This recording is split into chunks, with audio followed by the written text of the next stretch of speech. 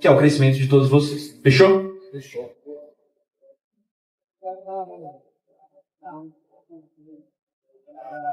Eu queria saber, como um eventual governo missão, como que a missão vai lidar com o Centrão, que é uma área da política que mais trava o Brasil, que negocia, faz balcão de negócios. Bolsonaro ele começou falando que ia colocar pessoas técnicas. Aí com o tempo ele foi vendo que foi perdendo a popularidade e teve que ceder cargos do Centrão. Como que a missão vai lidar dessa forma? Isso. Cara, ótima pergunta, boa pergunta. Essa é uma grande desculpa que o Bolsonaro dá. O Centrão é uma praga da política. É uma praga, mas vou te falar, cara. Quase todas as ideologias políticas e os grupos políticos brasileiros são uma praga na política, né? Tipo, olha só a pergunta pra você ver com o próprio argumento bolsonarista, não dizendo que é esse o caso. Ele não faz sentido, sabe? Alguém está perdendo popularidade, então vou me aliar com o Centrão, que são os políticos mais impopulares do Brasil. O Centrão é aquele grupo que você sabe o que eles fazem, você sabe onde eles estão, mas você não sabe o nome, nem a ideologia, nem o que eles pensam. Tem que ir em volta deles. Pois é, então se eu estiver perdendo popularidade, eu vou me aliar com esse grupo, sabe? Não faz o menor sentido. Como nós, da missão, operaremos no governo da missão? Da mesma maneira que nós operamos no nosso mandato. Por exemplo, é muito difícil aprovar projetos na Assembleia Legislativa. Tem muita gente que tenta e não consegue. É difícil ser um político atuante. Não só porque você tem que ter uma produtividade alta, trabalhar mais e melhor que todos os outros, mas porque tem que ser um trabalho também de convencer gente que geralmente pensa ao contrário de você. E esse trabalho de articulação política, ele é essencial para o trabalho político. Então, por exemplo, coisas que eu faria em um governo da missão. Eu acho que não tem problema você indicar para ministérios pessoas oriundas do Centrão. Desde que sejam pessoas técnicas, capacitadas, com moral absolutamente ilibada. Então, tipo, o Centrão só vai votar com você se ele estiver no ministério tal. Não necessariamente tem que ser um político bandido tocando isso. A gente pode pedir uma indicação de um partido do Centrão, desde que seja uma indicação técnica oriunda desse partido. Se o partido não indicar, então não consegue estar. Agora, compor, fazer articulação, negociar, se for de uma maneira absolutamente honesta, baseada em princípios e valores, vamos fazer. Da mesma maneira, por exemplo, eu sou contra a emenda parlamentar. Eu defendo o fim das emendas parlamentares. Então a galera às vezes discute, não, nós temos que acabar com o orçamento secreto. Não, nós temos que acabar com o orçamento secreto, mas nós temos que acabar com as emendas parlamentares. Isso não faz sentido. Mas beleza, enquanto eu não acabar, eu vou continuar destinando para a polícia militar. Não é porque, então tem emenda parlamentar porque os políticos roubam essa emenda. Eu defendo o fim dela. Não, enquanto eu não acabar com a emenda parlamentar, eu vou usar para fazer a destinação que os políticos deveriam fazer. Então, enquanto existir o Centrão, né, a gente não vai acabar com o Centrão, infelizmente, né, essa eleição, quem sabe nas próximas, nós vamos sentar para compor com o Centrão, fazer articulação política com o Centrão, mas de uma maneira correta. Fazer articulação para ter projetos importantes, para fazer inclusive projetos para acabar com a corrupção e vamos lutar. Vai ser fácil? Não, mas é o certo a se fazer. No Brasil, o certo às vezes é o difícil e a gente está aqui para fazer isso.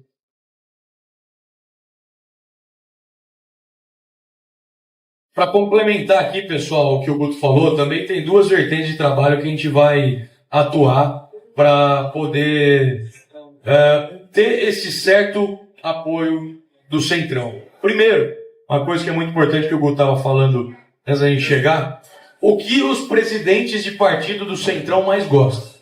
Cargo. Cargo, talvez. O que eles gostam mais do que cargo? Dinheiro. Né? Hoje, a política de incentivo do Brasil para destinar dinheiro para esses partidos, principalmente do Centrão, que são os que mais elegem deputados, o que é? A quantidade de deputados federais. De acordo com a quantidade de deputados federais que você tem hoje, eleitos no seu partido, você recebe um naco do fundo partidário eleitoral.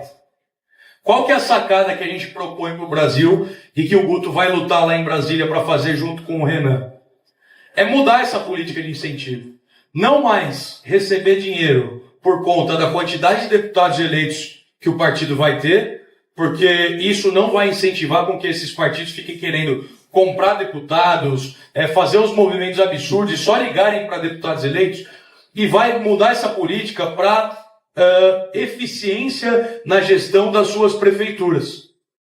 Então hoje um prefeito de uma cidade que só serve para o partido político, para ele conseguir votos para o deputado federal daquele partido, vai mudar a lógica. Esse cara vai ter que desempenhar um bom papel, melhorar os indicadores na sua cidade, sejam eles de educação, de segurança pública, de saneamento básico, e a partir daí esse cara vai conseguir destinar um naco maior do orçamento para o seu partido.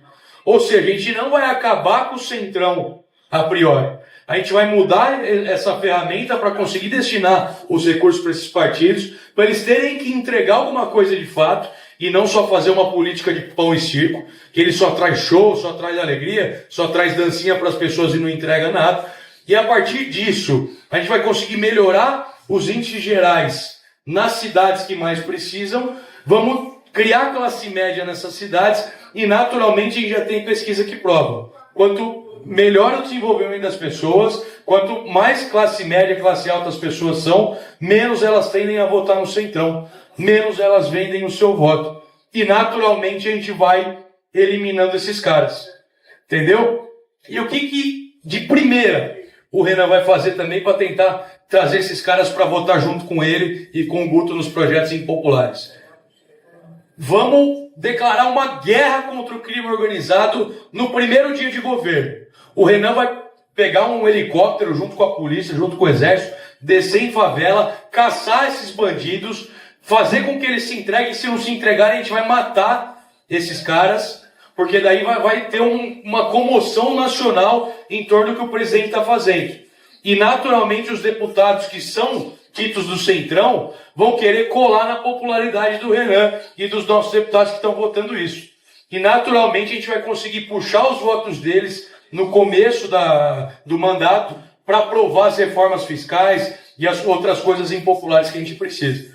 Então é juntar essa estratégia que o Guto falou no começo, junto com esses dois pontos, para a gente conseguir ter o Centrão junto com a gente. Não ficar fazendo negociata, vendendo espaço, colocando bandido em ministério, nada disso. A gente vai usar essas três ferramentas para trazer os votos desses caras e implementar aquilo que a gente está falando para vocês para o Brasil. Complementar.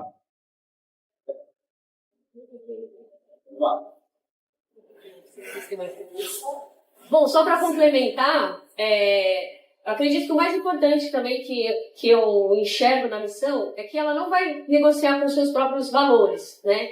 Ainda que você precise negociar politicamente, como o Guto colocou, né, o Ministério Técnico, mas os nossos valores, eles não devem ser negociados. E eu acho que o nosso trunfo também, em termos de proposta para complementar, é você colocar... esqueci a palavra. Você colocar scores, né? Você colocar metas que devam ser atingidas politicamente para prefeitos, para deputados, em cidades, metas de saneamento, metas de educação. Então, isso vai fazer toda a diferença no nosso país, né? Vai abrir as portas para o desenvolvimento do nosso país, né? E junto também vai trazer popularidade, que vai cada vez mais abrindo e estendendo a nossa esfera de atuação e a nossa possibilidade de trabalho e de exercer o nosso poder, aquilo que a gente quer. A Karen e o Macris, eles tocaram num ponto que eu acho crucial. Porque muitas vezes a gente faz uma crítica ao Lula, ao Centrão e ao Bolsonaro, e a gente critica daquela maneira incisiva. O MBL gosta de fazer crítica e não é tipo, cara, o Lula é uma pessoa que não é muito afeito à democracia. Não, a gente já chamando de bandido. E às vezes que a galera que gosta desse pessoal fala, pô, só o MBL que é bonito, então. Só o MBL que sabe fazer. E o nosso lance é que não é que a gente vai fazer a mesma... Não é que a gente vai fazer a mesma negociação feita com o Centrão que o PT e o Bolsonaro fez, só que dessa vez vai dar certo. Não, a gente tem mudanças efetivas para mudar o incentivo dessas alterações. O que o Centrão gosta? Dinheiro. Eu vou fazer o Centrão deixar de gostar de dinheiro só porque é o governo MBL? Não, só que a gente vai alterar os incentivos. Por exemplo, aqui em São Paulo, 2 projetos que vão nessa linha é o ICMS educacional, de minha autoria, e o cashback educacional. O que é o ICMS educacional? Os prefeitos querem receber emenda do governo estadual, não querem? Então, como é que a gente vai fazer? Vai fazer isso? Vai colocar metas, por exemplo, no IDEB, e se o prefeito melhorar a educação do seu município, ele tem mais dinheiro. Então o prefeito ele quer receber mais dinheiro, quer receber mais recursos para se reeleger, fazer o seu grupo político prosperar. Beleza, só vai conseguir se melhorar a educação. Aí ele que quer dinheiro vai ter que melhorar a educação, não porque é bom e pensa em educação da população, mas até por interesse próprio. É a mesma coisa que a gente tem que fazer com o Centrão. É a mesma coisa. O Centrão vai deixar de gostar de emenda parlamentar? Não, mas a gente tem que, enquanto a gente não acaba com a emenda parlamentar, colocar incentivos positivos para só receber emenda parlamentar os políticos mais produtivos. Só receber recursos do Estado os prefeitos que melhoraram a educação. A mesma coisa do cashback educacional. Eu vou fazer um percentual gigantesco do Estado de São Paulo deixar de ganhar Bolsa Família e demais auxílios? Seria o nosso sonho. E a gente tem que mudar isso no meio cultural. A revista Valete, Livro Amarelo, estão aí para isso. Mas enquanto isso, o incentivo para receber mais Bolsa Família não pode ser ter mais filhos na família. Quanto mais filhos na família você tiver, então mais recursos do Estado você vai ter. Então a pessoa vai ter mais filhos para receber. Tipo, gente, é sério? Alguém achou que isso ia dar certo?